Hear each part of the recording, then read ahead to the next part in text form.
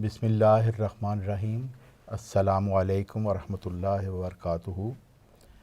इस वक्त हम कील जर्मनी में जमात अहमदिया इस्लाह पसंद जर्मनी के 9वें जलसा सालाना में मौजूद हैं और हमारा ये प्रोग्राम गुफ्त व शनीद हम शुरू करेंगे।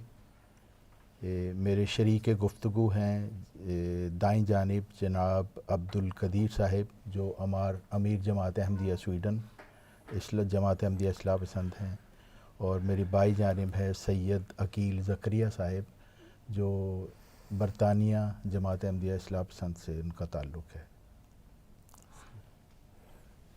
आज का हमारा मौजू ये है कि आम तौर पर ये एतराज़ किया जाता है कि अगर हज़रत अब्दुल गफ़ार जंबा अलैहिस्सलाम यहाँ पे आए हैं, उन्होंने एक दावा किया है, तो हज़रत मसीह मऊद अलैहिस्सलाम ने मामूर मिन अल्लाह को पहचानने के लिए दो अहम बातों का ज़िक्र फरमाया है, जिसमें पहली बात तो ये है कि क्या मामूर मिन अल्लाह जो अपने आप को खुदा की तरफ से आने वाला एक मुसलह मानता है, क्या उसके मुतल्लिक क्या पहले से कोई ऐसी पेशगोई मौजूद है। मसलन जैसे कि हज़रत अब्दुल गफ़ार जंबा अलैहिस्सलाम उनका ये दावा है कि वो मुजद्दद 15वीं सदी हिजरी हैं और मसीह इब्न मरियम हैं और ज़की ग़ुलाम मसीहुज़्ज़मान हैं। तो एक सवाल पैदा होता है कि क्या कोई ऐसी पेशगोई मौजूद है जिसमें कहा गया है कि इस तरह का कोई शख्स आएगा या ऐसे अशख़ास आएंगे जिनका ये मुकाम होगा। और दूसरी जो अहम बात है इस सिलसिले में वो ये है कि ज़माना की शहादत यानी ज़रूरत ज़माना, क्या इस ज़माना में ऐसे हालात पैदा हो चुके हैं कि किसी ऐसे मुसले की ज़रूरत है। हमें कैसे पता चलेगा कि ये मुसले इसने क्या इस्लाह करनी है और क्या ख़राबियाँ हैं जो ऐसी यहाँ पे जो पैदा हो चुकी हैं कि अल्लाह ताला को एक मुसले के भेजने की ज़रूरत पेश आई।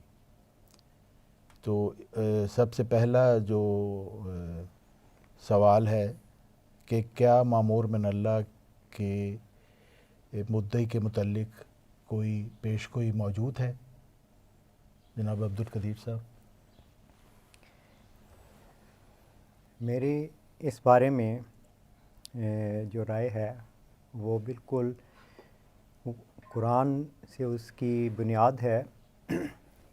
हम ये देखते हैं कि जब रसूल करीम सल्लल्लाहु अलैहि वसल्लम दुनिया में तशरीफ़ लाए तो आपने अपनी सदाकत की गवाही उस ज़माने के लोगों को, जिनमें यहूद व नसारा भी थे, ये दी।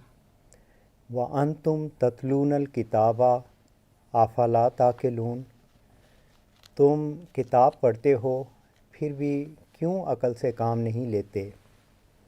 यानी तौरात और इंजील में देखें तो मेरे आने की वहाँ निशानियाँ अलामात मौजूद हैं।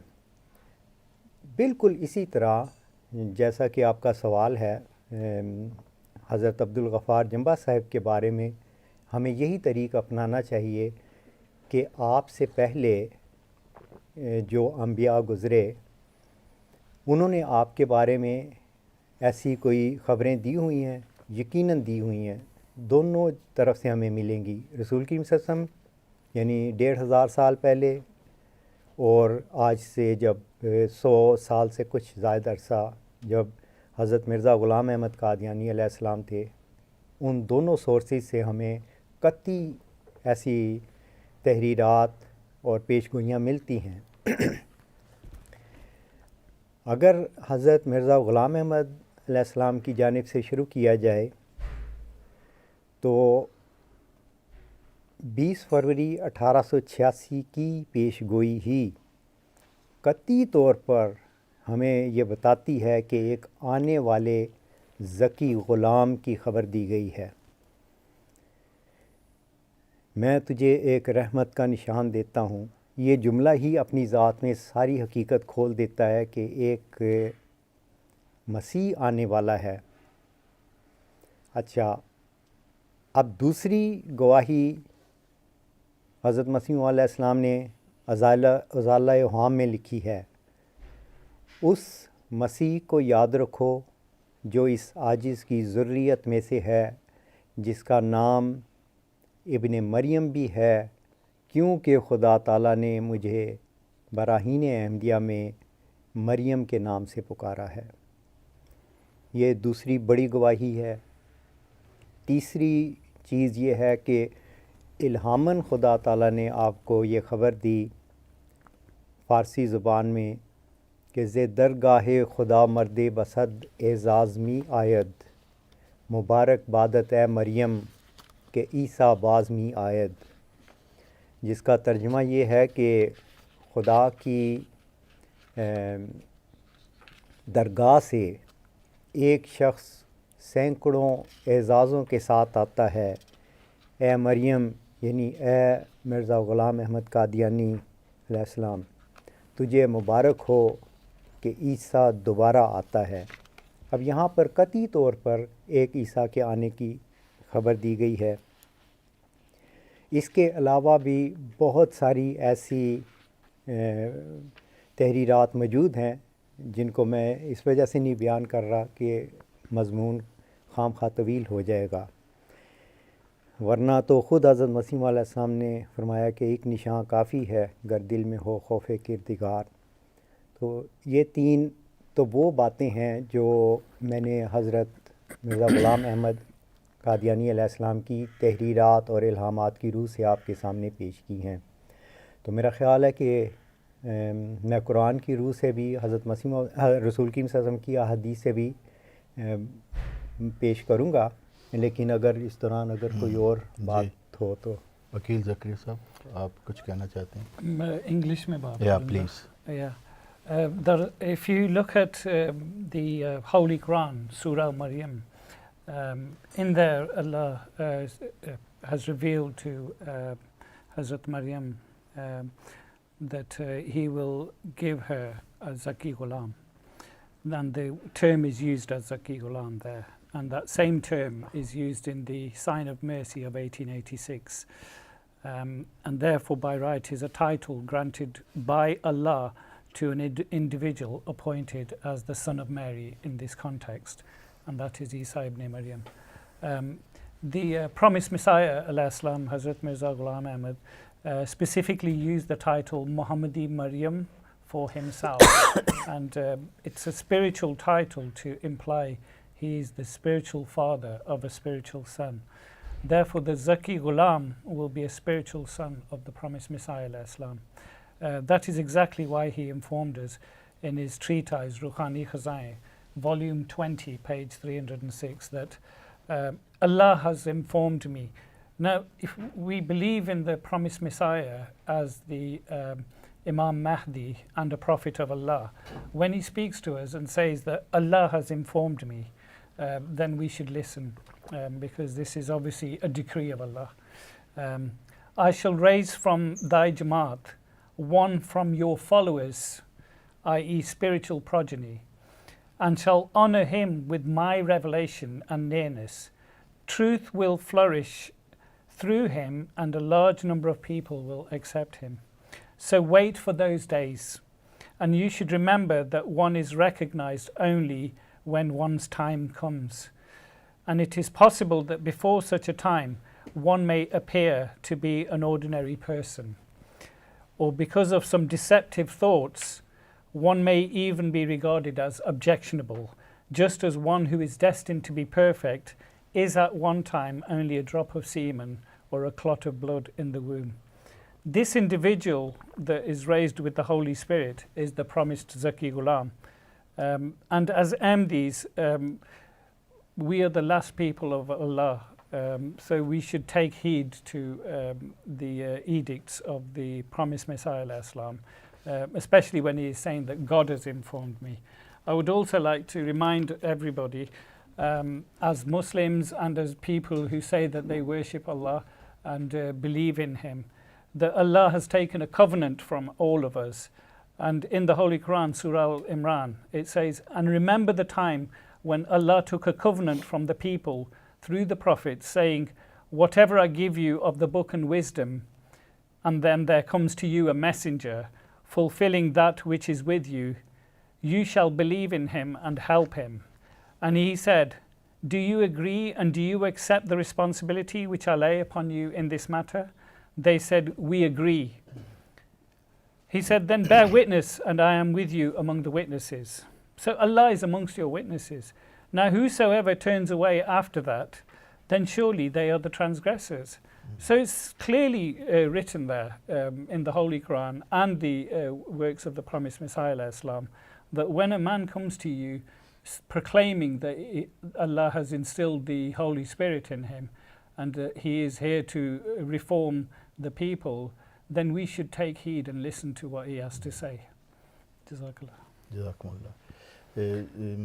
جی یہ محترم سید عقیل زکریا صاحب نے میثاق النبیین کا ذکر کیا ہے ابھی، آل عمران کی جو آیت ہے، یہ بھی اس میں بھی یہ پیشگوئی کی گئی ہے کہ اور مامور کو پہچاننے کے لیے بھی اس میں کچھ علامات بتائی گئی ہیں، اور وہ یہ ہیں کہ ایک تو یہ کہ وہ خدا تعالیٰ کی طرف سے آئے گا، وہ کسی کا انتخاب نہیں ہوگا، کسی انتخابی خلافت کمیٹی کا، بلکہ وہ اللہ تعالیٰ کا انتخاب ہوگا۔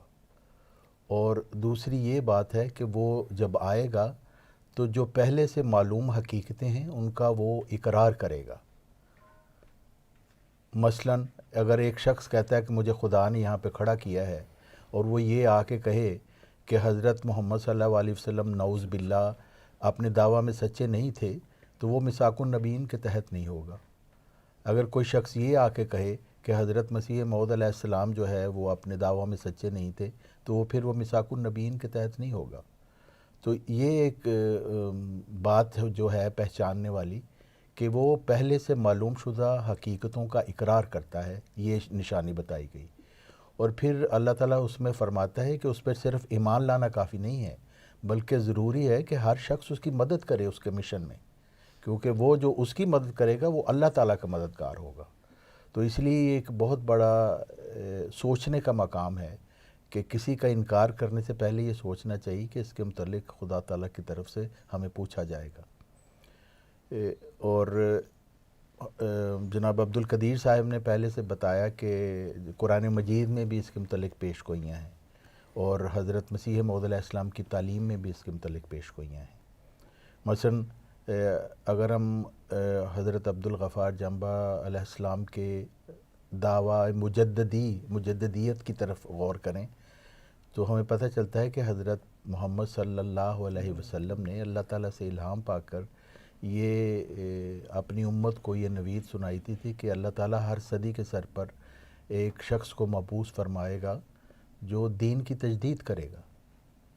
اور حضرت مسیح موعود علیہ السلام فرماتے ہیں کہ اسلام کے متعلق جب ہم کہتے ہیں کہ وہ زندہ مذہب ہے، ہمارے پاس کوئی اور دلیل نہیں سوائے اس کے کہ اللہ تعالیٰ نے اس کے اندر ایک ایسا سلسلہ قائم کر دیا ہے کہ جس سے جتنی غلط باتیں بدعات جو ہوتی ہیں جو زمانہ کے اندر وقت کے ساتھ شامل ہو جاتی ہیں دین میں، اس کو خدا تعالیٰ کی طرف سے ایک آدمی آ کر تو وہ بتا دیتا ہے کہ یہ چیز جو ہے یہ اسلام سے اس کا تعلق ہے، یہ اس چیز کا اسلام سے تعلق نہیں۔ اور حضرت مسیح موعود علیہ السلام نے جیسے فرمایا کہ اسلام پھر سے تازہ بتازہ ہو کر ہمارے سامنے آ جاتا ہے۔ حضرت عبد الغفار جنبہ علیہ السلام کا دعویٰ ہے مسیح ابن مریم ہونے کا، اور اس کے متعلق بھی حضرت محمد صلی اللہ علیہ وسلم کی پیش گوئی ہے۔ یہ حضرت جعفر رضی اللہ تعالیٰ عنہ سے جو انہوں نے اپنے دادا حضرت امام حسین رضی اللہ تعالیٰ عنہ سے سنی کہ جس میں حضرت محمد صلی اللہ علیہ وسلم نے فرمایا کہ وہ امت کیسے ہلاک ہو سکتی ہے جس کے شروع میں درمیان میں مہدی اور آخر میں مسیح ابن مریم ہے، اور ان دونوں کے درمیان ایک کجر و جماعت ہوگی جس کا نہ مجھ سے کوئی تعلق ہے نہ میرا اس سے کوئی تعلق ہے۔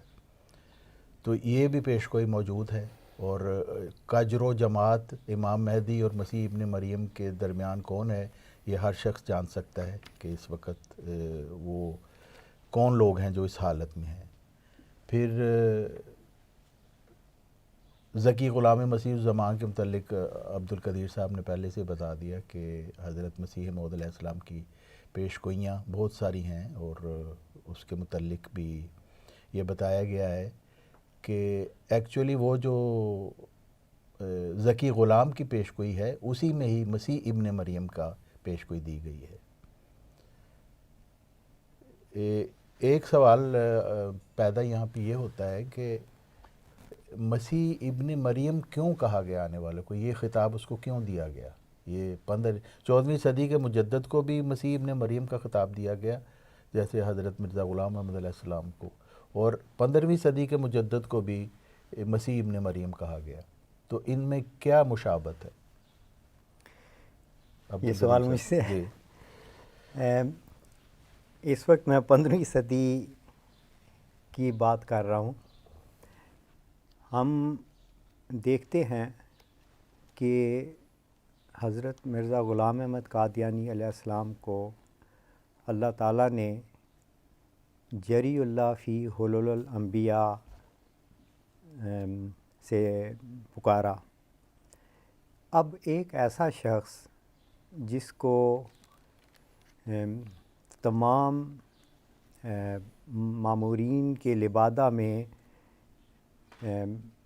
قرار دیا جائے تو اس کی اہمیت پتہ چل جاتی ہے، تو پھر اس کے بالمقابل ساتھ ہی اللہ تعالیٰ اس وجود کو مریم کہہ کے پکارے، تو وہ بڑا عجیب سا لگتا ہے کہ ایک اعلیٰ تعلیم یافتہ ڈگری ہولڈر کو ایک میٹرک کا سرٹیفکیٹ دے دیا جائے ایک سینس میں، لیکن خدا تعالیٰ کے سب کام حکمت سے ہوتے ہیں۔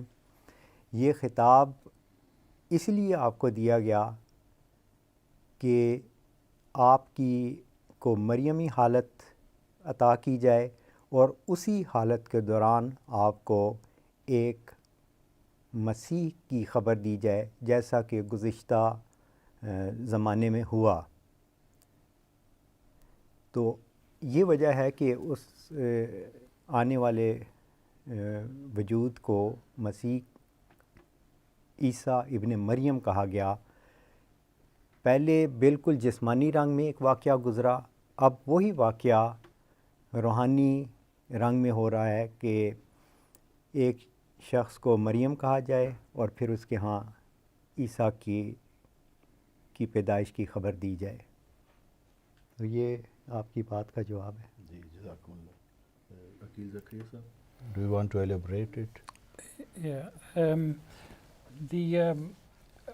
The advent of Isa ibn Maryam, the promised Messiah alayhi salam, said that he will return as a second manifestation, and as he considered himself the Muhammadi Maryam. Now this is a term that you do not hear in the Jamaat-e-Ahmadiyya very much, but in the treatises of the promised Messiah alayhi salam, he continuously calls himself the Muhammadi Maryam. Now this is, like I mentioned earlier, a spiritual status that is granted to the promised Messiah as Maryam, and being a spiritual status, it means that as the Muhammadi Maryam, he will have a spiritual son who will be Isa ibn Maryam, as mentioned in the ayat in Surah Maryam. So I think the fact that he's called himself Muhammadi Maryam clarifies the fact that any spiritual son that will come according to the sign of mercy will be Isa ibn Maryam.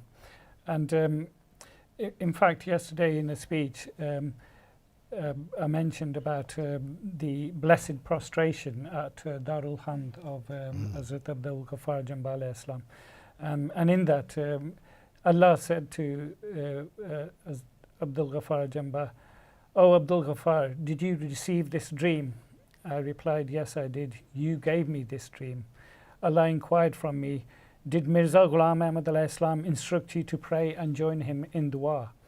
And Abdul Ghaffar Jamba Sahab answered, "Yes, he did, and I joined him in dua."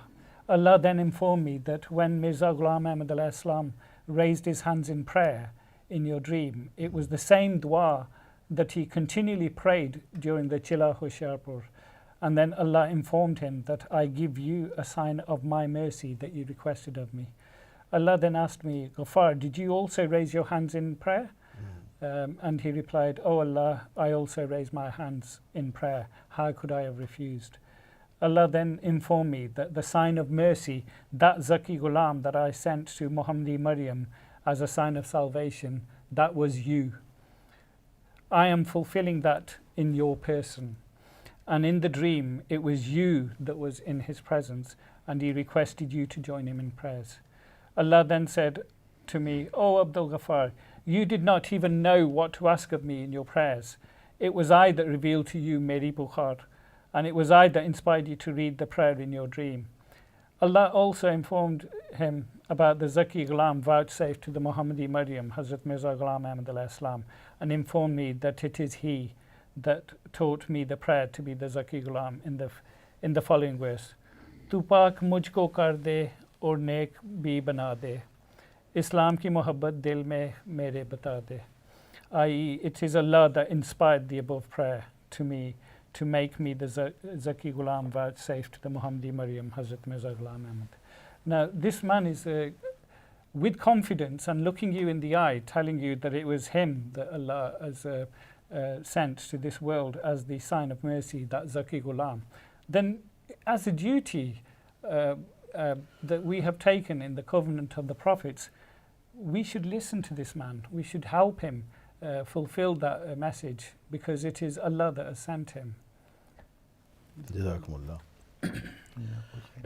जब मैं मसीह के मुतालिक जब हम ये गौर करते हैं और हज़रत ईसा अलैहिस्सलाम के मुतालिक अगर हम गौर करें तो हम देखते हैं कि यहूदियों ने जिनकी तरफ वो मसीह बन के आए थे उनके साथ कैसी कैसी मुखालफतें की और किस तरीके से उनको दुख और तकलीफ़ पहुंचाने की, यहाँ तक कि उनको सलीब पर मारने तक के लिए उन्होंने साजिशें की। उसकी वजह ये थी कि यहूदियत और उसके मौलवी जो फ़कीही और फरीसी थे वो इतने ज़्यादा इस्टेब्लिश हो चुके थे और उनका एक रुतबा था, मकाम था और उनके पास मराद थी। इस वजह से जब हज़रत ईसा अलैहिस्सलाम एक सिंपल सा पैगाम लेके आए तो वो उनको उससे बहुत ज़्यादा थ्रेट फील हुई, तो इस वजह से वो उनके सख्त मुखालफ हो गए और मुख्तलिफ़ हीले बहाने से, जैसे कुरान मजीद में बयान किया गया है कि वो तहरीफ़ करते रहे कुरान मजीद की जो स्क्रिप्चर्स थे उस वक़्त, होली बुक थी उनकी उसकी। तो हज़रत मसीह मौऊद अलैहिस्सलाम के ज़माने में तो यहूदी नहीं थे, मुसलमान थे, लेकिन कुरान मजीद ने यहूदियों के उस यहूदियाना रवैया की बात की है। मतलब कि कोई यहूदी है तो इस वजह से वो बुरा या अच्छा बुरा नहीं है, बल्कि इस वजह से कि यहूदियाना एक रवैया है। वही रवैया जो हज़रत ईसा अलैहिस्सलाम के ख़िलाफ़ यहूदियों ने किया, वही रवैया मुसलमानों ने हज़रत मसीह मौऊद अलैहिस्सलाम के ख़िलाफ़ किया, जो कि मुहम्मदी मसीह थे, और इसलिए उनके साथ उनको मुशाबत दी गई। यहाँ तक कि कहा कि अगर यहूदी कोई ऐसा, उनकी ऐसी होगी हालत कि जैसे मुसलमानों की यहूदियाना रवैया और यहूदियों का जो रवैया था वो एक दूसरे के बराबर ऐसा होगा कि जैसे एक पाँव की जो जूती होती है उसके जो दोनों पाँव जो होते हैं एक दूसरे के साथ मिलते हैं, इसी तरीके से उनकी मुशाबत होगी। और फिर हमने देखा कि हज़रत मसीह मौऊद अलैहिस्सलाम के साथ मुसलमानों ने क्या किया उस यहूदियाना रवैया की वजह से। और 15वीं सदी के मुजद्दद को भी मसीह इसीलिए कहा गया कि वही बात उन जो मुसलमानों ने की हज़रत मसीह मौऊद अलैहिस्सलाम के साथ और यहूदियों ने की हज़रत ईसा अलैहिस्सलाम के साथ, वही बात हज़रत मसीह मौऊद अलैहिस्सलाम के मानने वालों ने, उसी कौम ने उनके साथ करनी थी, वही रवैया इख्तियार करना था। इस वजह से 15वीं सदी के मसीह मुजद्दद को भी मसीह का नाम दिया गया, क्योंकि उसकी कौम ने यहूदियाना रवैया अपना लेना था, जिसके मुतालिक हम अभी मज़ीद बात करेंगे जो अगले सवाल का हिस्सा है। अब्दुल कदीर साहब। हाँ जी, मैं इस ज़मीन में मुझे एक बात याद आ गई। ये जो ईसा इब्न मरियम की इस्तिलाह इस्तेमाल होती है, तो ज़ाहरी तौर पर हम जो 2000 साल पहले वाक़या गुज़रा उसमें ये चीज़ हम ज़ाहरी तौर पर देखते हैं कि एक मरियम एक नेक पारसा सादिका औरत है جس کو اللہ تعالیٰ نے چن لیا، اپنے رحمت اس پہ نازل کی، اس کو ایک مبارک وجود بنا دیا اور اس کو ایک مبارک وجود کی خبر دے دی، یعنی ان کے بیٹے جسمانی رنگ میں۔ لیکن اس پاک عورت پر کیسے کیسے الزام لگے، اس کو وہ تاریخ میں لکھے ہوئے ہیں سارے۔ اسی طرح اگر آپ اس زمانے کی امت مسلمہ میں ایک شخص کو خدا تعالیٰ نے مریم کہا، تو آپ دیکھیں کہ اس مریم کو اسی طرح کس طرح اس کو گندہ بنانے کی کوشش کی گئی۔ کنہوں نے کی؟ مسلمانوں کے ہی علماء نے کی۔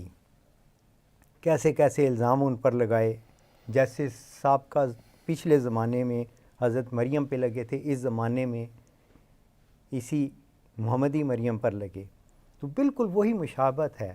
پھر اسی مریم کو پھر آگے عیسیٰ کی بھی خبر دی گئی، تو ایسی صحیح مطابقت ہے۔ جیسے کہ ابھی طارق چوہان صاحب نے کہا کہ یہ بات بالکل واضح ہو جاتی ہے، جو رسول کی صلی اللہ علیہ وسلم کو کیا عظیم خبر دی گئی تھی کہ امت مسلمہ پاؤں کی ایک جوتی دوسری جوتی کے برابر کر دے گی، اور انہوں نے کر کے دکھا دیا، اور آج بھی کر رہے ہیں۔ تو یہ ایک بڑی واضح مشابہت ہے دونوں سلسلوں میں۔ اس کے بعد ہم اپنے دوسرے حصہ کی طرف چلتے ہیں کہ زمانہ کی شہادت اور ضرورت زمانہ۔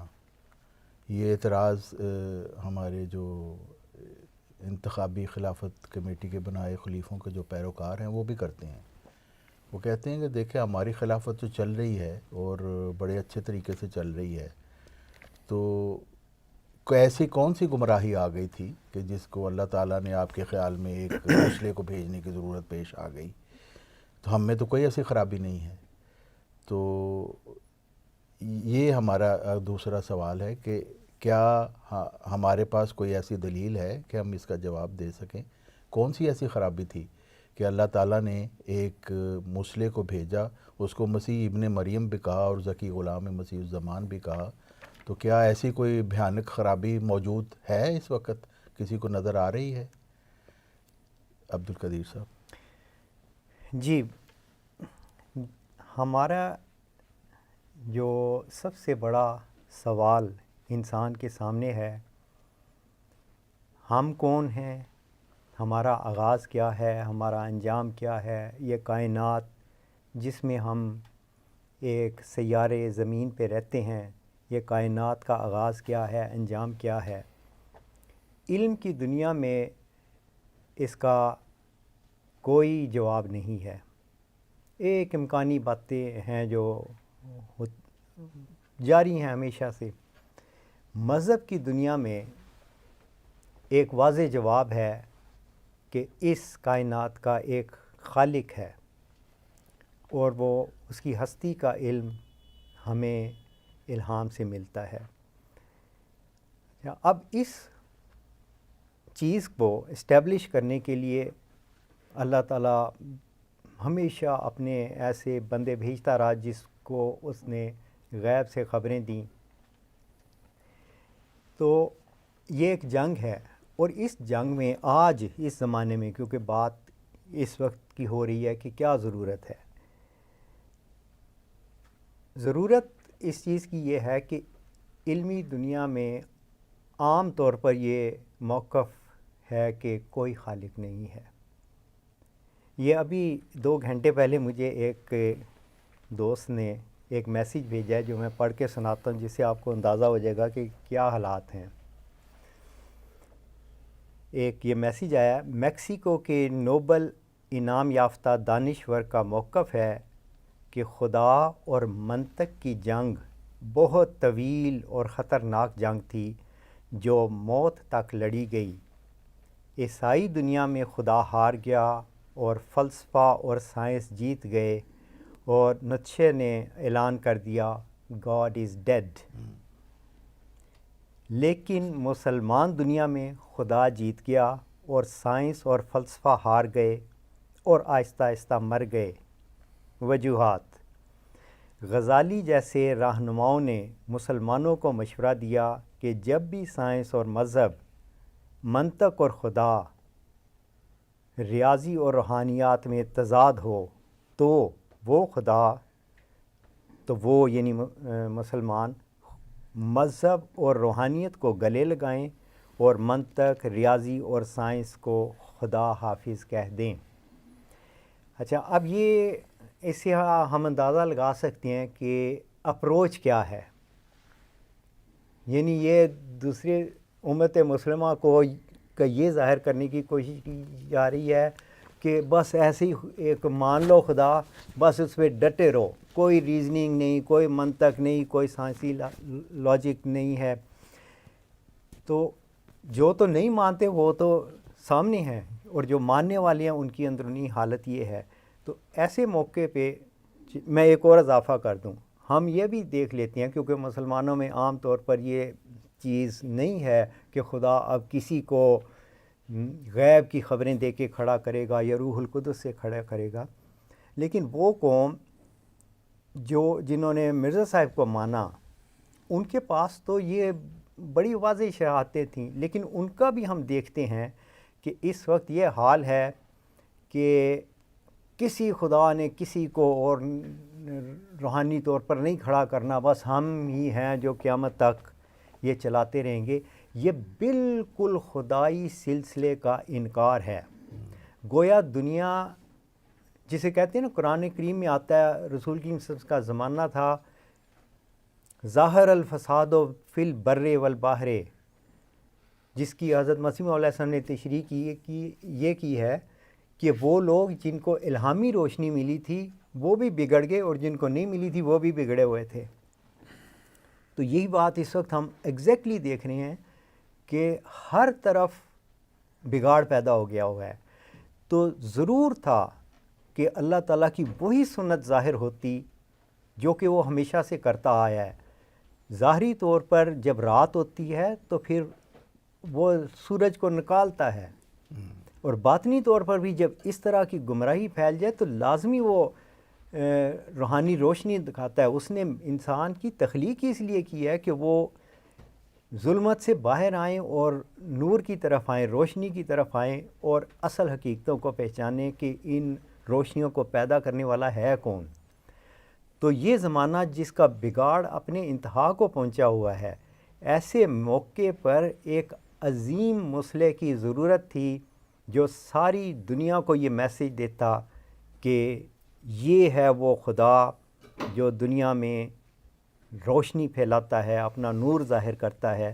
اور بین ہی یہی چیز ہم 20 فروری 1886 کی پیش گوئی میں دیکھتے ہیں، کأن اللہ نزل من السماء، کہ اس کا آنا ہی ایسا ہوگا گویا اس نے خدا کو، جس کا یہاں پہ انکار کیا گیا ہے نا کہ منطق اور سائنس کو ریجیکٹ کر دیا تو کر دیں مسلمان، تو پھر تو مطلب پتہ چل جاتا ہے کہ کوئی خدا نہیں۔ لیکن وہی منطق کی روح سے وہ آنے والا ورچو از گاڈ، کہ کائنات میں کوئی ایکشن نہیں ہوتا، کوئی تبدیلی واقعہ نہیں ہوتی جب تک کہ اس کے پیچھے اس کی غایت موجود نہ ہو۔ انتہائی منطقی دلائل سے اس کی ہستی کو اس نے ثابت کیا۔ تو یہ ضرورت تھی، اور اللہ نے وہ ضرورت کے وقت صحیح انتظام کیا، اس کا علاج بھی بھیجا۔ جزاکم اللہ۔ محترم عبدالقدیر صاحب نے وہ نیتشے کا ذکر کیا کہ وہ ایک فلاسفر تھا، اس نے کہا تھا کہ خدا مر چکا ہے۔ تو ایک سویڈش آرٹیکل میں نے پڑھا تھا تو مجھے اس کا خیال آیا کہ ضمنی بات ہے کہ اس نے لکھا تھا کہ نیتشے نے کہا تھا کہ خدا مر گیا ہے، لیکن نیتشے کو مرے ہوئے کئی 100 سال ہو چکے ہیں، لیکن خدا لوگوں کی روحوں میں اور ان کے ذہنوں میں ابھی تک زندہ ہے، تو وہ ظاہر وہ ہمیشہ زندہ رہے گا۔ سید عقیل زکریا صاحب، why we need a reformer? Okay. When you look at current events in the world, you can tell that there is a need for a reformer. First of all, before I go on to the list of needs for a reformer, I would like to point out that if you look around you in the world, a lot of countries in the world have declared atheism as their main current viewpoint. Like, for example, in Britain, it's approaching 60% atheism. In Germany, I think it was about 40%. Most of European countries are dithering around about 50 to 60%. China has a population of 1.5 billion, and they are all atheist. Muslims, there's between 1.8 billion, and Christians, I don't know what they mean by Christians, but there's 2 billion Christians. Now, if you look at the figures, what's happening about Fatah Islam, I mean, the predomination of Islam in the world, it's become a pipe dream. Now, this is all revealed to the promised Messiah Islam, and in fact, it was revealed in the Holy Quran as well, about Fatah Islam through Isa ibn Maryam. Now, if you look at the statistics and the figures today, you can tell that that is not the case. The facts speak for themselves. It's no point showing programs on MTA about victory of Islam, you know, because you've fed 15 people here or 10 people there, or you've built a dispensary in South America. When you look at the state, you know, the project at hand, you can tell that these are mere just showpieces, and they are not what you would consider Fatah Islam and glorify it with their flags, etc. The actual Fatah Islam will happen through the Isa ibn Maryam, who will be the Zaki Ghulam of Hazrat Masih Maud al-Islam. And he's also the reformer of the 15th century, I hasten to add, because the Jamaat-e-Ahmadiyya particularly, who have become, like you said earlier, Yahudi Sifat, hard-hearted, because whenever a nation adopts the Jewish hard-heartedness, Allah sends Isa ibn Maryam. And Allah has sent a new Mujaddid at the head of the 15th century, the Zaki Ghulam Masih al-Zaman, Isa ibn Maryam, Hazrat Abdul Ghaffar Jamba alayhi salam. And the main message and job that he has to deliver in the world is to purify the blemishes that have been introduced primarily into the Jamaat-e-Ahmadiyya of the promised Messiah alayhi salam by its current leadership, and reintroduce Islam to it. Now, this may anger a lot of Ahmadis, but hear me out. And sometimes it's important to listen to this without any preconceptions or passion, because the promised Messiah alayhi salam also said that do not be led by your passions. So first of all, I would request people to listen before getting angry and throwing things at the telly or whatever. And to clarify the divine prophecy of Musleh Maud by removing the misunderstandings created by the false claim of Mirza Bashir ad-Din Mahmud Ahmad. Also to establish Fatah Islam with the power of knowledge and bring the conflicts of all religions into the field of knowledge. Also to enforce and execute the Khilafat-e-Rashida elected by Majlis-e-Shura rather than a Khilafat committee comprising of family and friends, paid employees and favourite followers. When I mean execute, I don't mean chop his head off. I mean to fulfill the Khilafat according to the Majlis-e-Shura. Also to eliminate the deception in the name of Qudrat-e-Saniyat, the second manifestation. These are all misconceptions created within the Jamaat by the Khilafat to confuse the Ahmadi brethren. A lot of them are, mashallah, wonderful human beings. I have worked with those people, and they are very, and in fact, the state of the Jamaat, they are the people that stay up all night working to fulfill the duties that they have been given, but they are being misled by the Khilafat. Also to remove the false belief that has been added to the religion, the end of revivalism, Mujaddidiyat, which Allah promised. Allah promised us Mujaddidiyat till the Day of Judgment. So who on earth can stop that by professing to be the new leader of the Jamaat, etc. Also Muslim Old Day, which is a blatant disregard of and also the blatant disregard of zakat replaced by chandas that are not sanctioned by the Holy Quran or the Holy Prophets Muhammad sallallahu alaihi wasallam, or even the promised Messiah alayhi salam. The desecration of hadith of the Holy Prophet sallallahu alaihi wasallam, disregard for the belief in Hazrat Abdul Ghaffar Jamba alayhi salam as a prophet of Allah. That is one of our basic tenets in Islam, is to believe in all the prophets. And also as the second manifestation of the promised Messiah and Isa ibn Maryam, and belief that the promised Messiah alayhi salam is the last prophet by way of disregard to the prophetic status of the Zaki Ghulam and Masih Zaman, contrary to Ahmadiyya beliefs. Also to establish the true democratic system of election based on taqwa, fear of Allah, in place of the current ostentatious elections in the beloved Jamaat of the promised Messiah alayhi salam.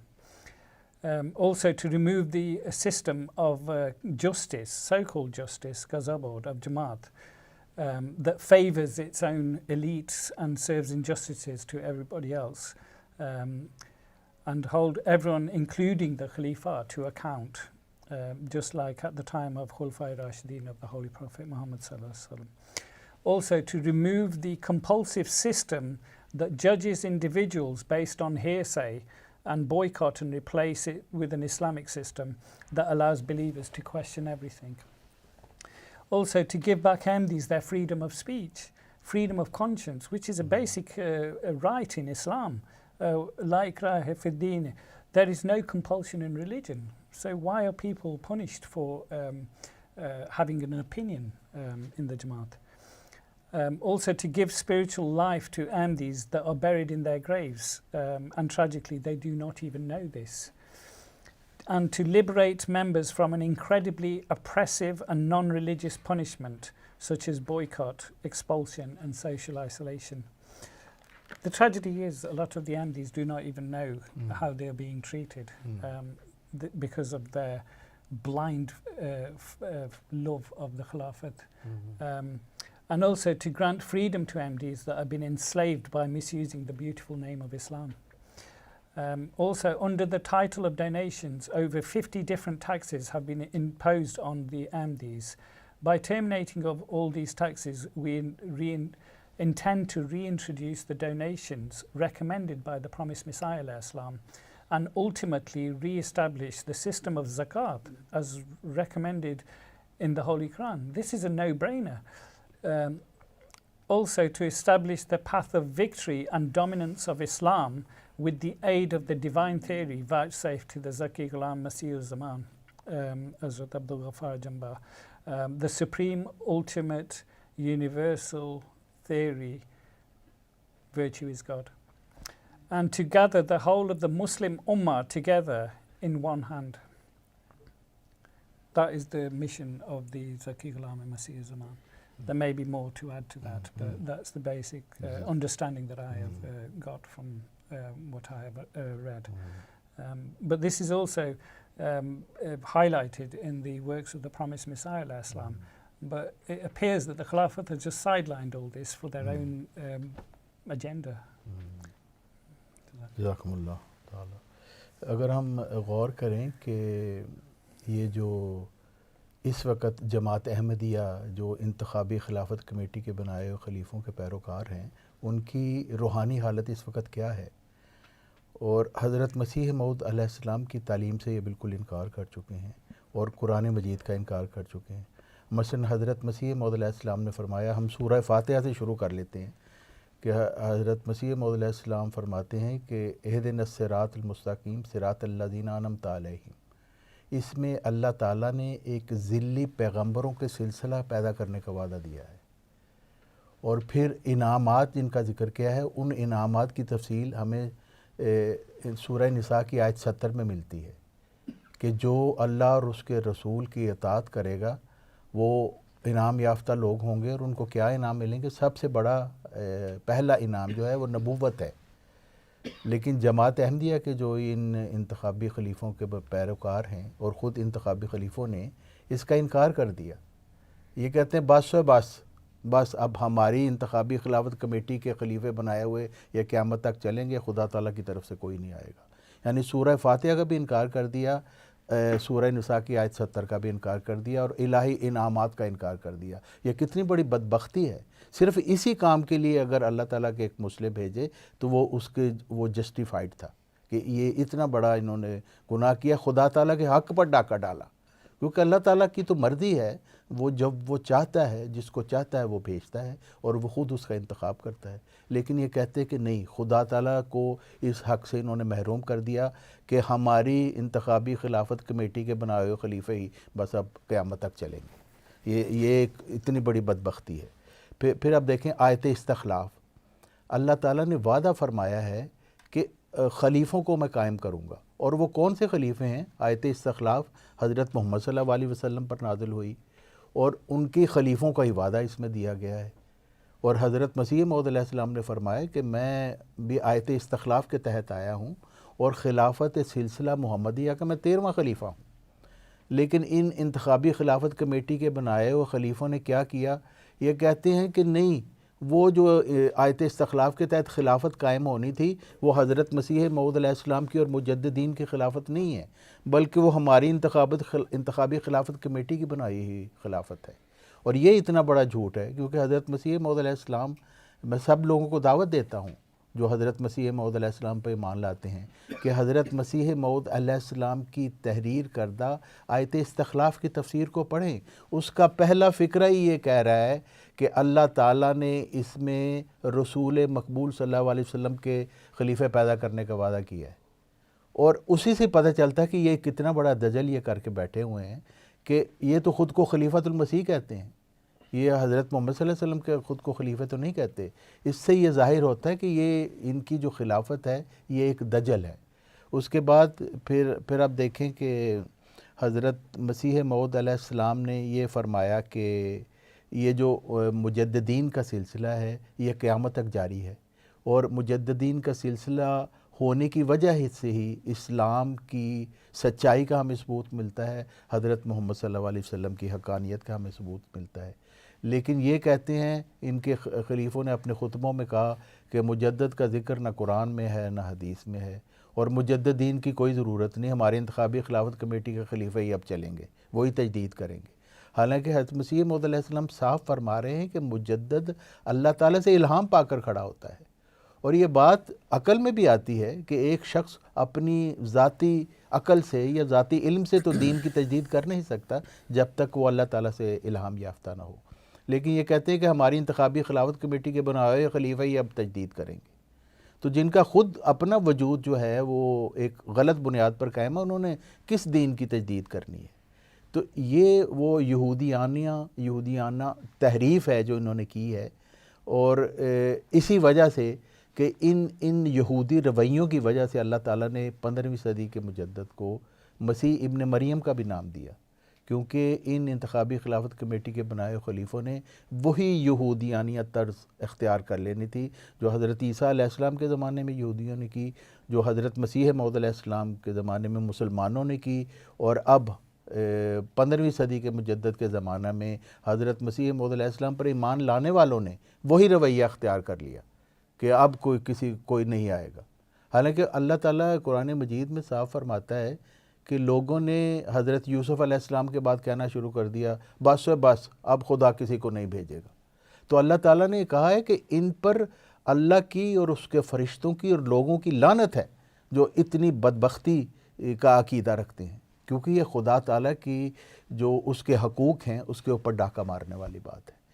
تو اس کی ایک لمبی تفصیل ہے، جناب سید عقیل زکریا صاحب نے بڑی تفصیل سے یہ ساری باتیں بتائی ہیں کہ کیا چیزیں تھیں، کیا وجوہات تھیں، کیسی بد عقیدگی اس جماعت احمدیہ انتخابی خلافت کمیٹی کے بنائے خلیفوں کے پیروکاروں میں پھیل چکی تھی، جس کے لیے ضروری تھا کہ ایک عظیم الشان مصلح آتا اور ان کی اصلاح کرتا. اور دیکھیں اللہ تعالیٰ نے 20 फरवरी 1886 को ये पेश गोई दे दी कि एक मुस्लिम आएगा जो कब्रों में पड़े हुए हैं उनको वो बाहर निकालेगा, असीरों की रुस्तगारी का मौजिब होगा। और अभी हज़रत मसीह मौऊद अलैहिस्सलाम का मिशन शुरू ही हुआ था, लेकिन उसी वक्त ही अल्लाह ताला ने ये ख़बर दे दी कि ये तुम्हारी कौम ने ये करना है। तो ये सारी बातें बताती हैं कि मामूर मिन अल्लाह के मुतल्लिक पेश गोई मौजूद है कुरान मजीद में, हज़रत मसीह मौऊद अलैहिस्सलाम की किताबों में, हज़रत मोहम्मद सल्लल्लाहु अलैहि वसल्लम की हदीस में, और फिर ज़माना की शहादत मौजूद है कि ये वो लोग जिन्होंने हज़रत मसीह मौऊद अलैहिस्सलाम को माना और उनकी तालीम से इनकार कर दिया और अपनी एक नई कल्ट बना लिया। mesela अगर आप मिर्ज़ा महमूद साहब का आप पढ़ें खिलाफत हक्का इस्लामिया, उनमें उन्होंने बड़ी तफसील से लिखा हुआ है कि जो भी सिस्टम हज़रत मसीह मौऊद अलैहिस्सलाम ने इस्टेब्लिश किया उसको हम तोड़ते हैं। एक नया सिस्टम उन्होंने बनाया, जिससे ज़ाहिर होता है कि ये इस वक्त ये जो मिर्ज़ाइयत है, मिर्ज़ाइयत हम किस लिए कहते हैं, इस वजह से कि एक मिर्ज़ा ख़ानदान ने एक अपना कल्ट बना लिया जिसका अहमदियत से कुछ ताल्लुक़ नहीं है। और इसलिए ज़रूरी था कि अल्लाह ताला कभी ऐसा करता नहीं है। कुरान मजीद में अल्लाह ताला फरमाता है कि अल्लाह ताला मोमिनों को इस हालत में नहीं छोड़ता जब तक खबीस को तैयब से अलग ना कर दे। और ये खबीस इस वक्त कौन है? हज़रत मसीह मौऊद अलैहिस्सलाम फरमाते हैं कि क्यों छोड़ते हो लोगो नबी की हदीस को, जो छोड़ता है छोड़ दो तुम उस खबीस को। यानी खबीस और तैयब का यहाँ फ़र्क पड़ गया। इस वक्त खबीस कौन है? जो हज़रत मोहम्मद सल्लल्लाहु अलैहि वसल्लम की हदीस का इनकार कर रहे हैं, और वो उन्होंने यह खबासत खुद ही अपने सर ले ली है। और फिर अल्लाह ताला कैसे ना बताए कि अपना मुस्लिम भेज के अल्लाह ताला ये बताता है कि कभी अल्लाह ताला किसी को ज़ाती तौर पे नहीं ये बताता, जैसे कुरान मजीद में इसका ज़िक्र है। अल्लाह ताला लोगों को खबीस को तैयब से अलग हमेशा करता है अपना एक मुरसल, एक मुस्लिम भेज के, और यही अल्लाह ताला ने इस वक्त किया। और ये अब हम देख रहे हैं कि ये इस ज़माना के में जो हदायत के लिए अल्लाह ताला ने जिसको मुकर्रर किया है वो हज़रत अब्दुल गफ़ार जंबा अलैहिस्सलाम हैं, जो मऊद मुजद्दद 15वीं सदी हिजरी भी हैं, जो मऊद मसीह इब्न मरियम भी हैं, और जो मऊद ज़की ग़ुलाम मसीहुज़्ज़मान भी हैं। अब्दुल कदीर साहब, आप कुछ ऐड करना चाहते हैं इससे पहले कि हम इख्तिताम करें? जी, मुख्तसरन ये कि सवाल ये था कि ज़माना के जो हालात होते हैं वो मुतकाज़ी होते हैं कि एक मसले आए। तो जैसा कि अभी आपने अकील साहब से भी सुना कि दुनिया इस वक्त दहरियत की तरफ जा रही है। 40, 50, 60% लोग दहरियाना ख़यालात की तरफ माइल हैं, और जो कौमें किसी रंग में रूहानियत पर ईमान भी रखती हैं वो भी इस कदर बिगड़ चुकी हैं कि वो हालत आपने अभी सुन ली। तो हर तरफ एक बिगाड़ दुनिया में ज़माने में हमें नज़र आता है, और अल्लाह ताला अपनी सुन्नत के मुआफ़िक उसकी इस्लाह के लिए ज़रूर कोई रूहानी वजूद खड़ा करता है, और हम खुशकिस्मत हैं कि वो वजूद इस वक्त मौजूद है। और ये एक ऐसा वाज़ेह कानून है जो हमेशा से हज़रत आदम से हम देखते हैं कि यही चला आ रहा है। तो आज भी वही चीज़ जारी है, लेकिन हमेशा से इनकार करने वाले इनकार करते हैं, लेकिन सईद रूहें उसकी तरफ खींची चली आती हैं। तो तमाम वो लोग जो कोई थोड़ी सी भी अपने अंदर रूहानी रोशनी रखते हैं उनको गौर करना चाहिए कि इस वक्त ज़माने के हालात देखें और उसके मुताबिक अल्लाह की सुन्नत देखें, और फिर जो भी खुदा ताला के अहकामात हैं उसकी तरफ लौट आए। जज़ाकुमुल्लाह। हमारे प्रोग्राम का वक्त अब इख्तिताम को पहुंचता है। मैं सैयद अकील ज़करिया साहब का मशकूर हूँ कि वो इस गुफ्तगू में शरीक हुए।